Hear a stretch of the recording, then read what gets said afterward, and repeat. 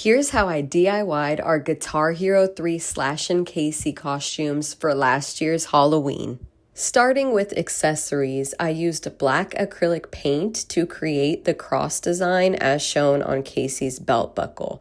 I sealed it all in with Mod Podge and repeated the same on the Concho belt. I have a video on my personal page that says where every item is from. In this case, those two items were from Amazon, and with a bit of DIY, they turned out pretty good. I did a quick trim to the wig and went straight into rhinestoning this flame design on Casey's bralette top. I wanted to incorporate her fiery colorway, and I think it turned out amazing. Circling back to the accessories, I did a little bit of sewing, and then it was time to bust out the Cricut. I used a wood grain contact paper to create a sleeve for the guitar that Slash uses in the video game, and it was a little bit difficult to get the proportions right, but I think I figured it out in the end. And of course, I also had to recreate Slash's t-shirt design. I used infusible ink for this.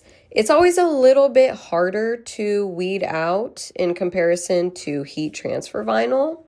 This is where I made a mistake. I forgot that infusible ink is only supposed to be used on polyester and not cotton. So my design did not turn out super dark, but I ended up kind of fixing it in the end, and it lasted for the night. For the final touch, I cut out an electric tattoo. You can actually use the inverse as a stencil, but I went ahead and stuck them right on, and it brought the whole look together. I'm absolutely obsessed with how these costumes turned out. They're kind of nostalgic, kind of niche, and if you loved Guitar Hero, they kind of rocked.